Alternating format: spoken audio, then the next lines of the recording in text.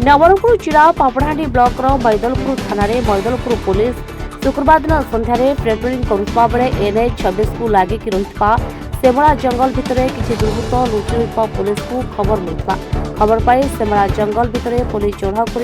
लुचि रही 5 जन दुर्बृत्त मान धरता बेले आउ कि दुर्बृत्त केउआड़े चंपड़ मारी दुर्बृत्त मान व्यवहार करुवा एक बोलर गाड़ी मोटरसाइकेल समेत विभिन्न मारणास्त्र छुरी खंडा भुजाली 6टी मोबाइल को जबत कर पुलिस धरा पड़ा 5 जन दुर्बृत्त को मैदलपुर थाना अटक रखी पचराउचरा करने पर दुर्बृत्त मैंने मैदलपुर अंचल जड़े व्यवसायी घरे चोरी डकैती करने योजना करने स्वीकार कर मैदलपुर थाना केस नंबर 23/27/2/2026 लिखरे यूएस 310/4 310/5/111/4/27 अस्त्रशस्त्र एक्ट रे पोचन करा मैदलपुर थाना परिसर में आज जिला एएसपी श्री आदित्य सेन एक सांबादिक सम्मेलन में सूचना देते। नवरंगपुर जिला चंद्रशेखर का रिपोर्ट ओडिशा टीवी। जिला मैदलपुर पुलिस द्वारा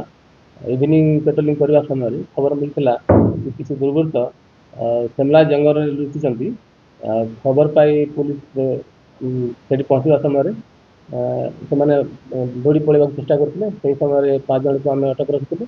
बाकी सब दौड़ी पड़े 5 जन को आनी थाना पचराउचरा कर जाना पाइलु से मैंने जड़े बिजनेस मैन घर डकैती करने आसती आम विभिन्न प्रकार डकैती व्यवहार होता आइटम सब सीजर कर गोटे कार आ गोटे बाइक सीजर कर रिलेटेड मैदलपुर थाना बीएनएस धारा 310/4/5 आर्म्स एक्ट आम केस केसर तदंत चली फर्दर इन्फॉर्मेशन जना पड़ा एवं आम पाखे 5 जन अच्छा बाकी तो रेस्पॉन्ड कर खूब शीघ्र धर अदर्स माने से 3-4 जन अच्छा से आगुरी विभिन्न डकैती केस इनवल्व होती नवरंगपुर जिला और पड़ोसी जगदलपुर जिला कोर्ट चालान कर बर्तमान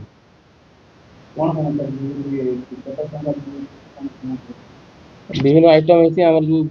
डकैती व्यवहार हुए जमी आपण मैंने देखते ये बोलेरो गोटे बाइक गोटे से आसते डकैती नहीं यहाँ अटेम्प्ट आसते डकैती करने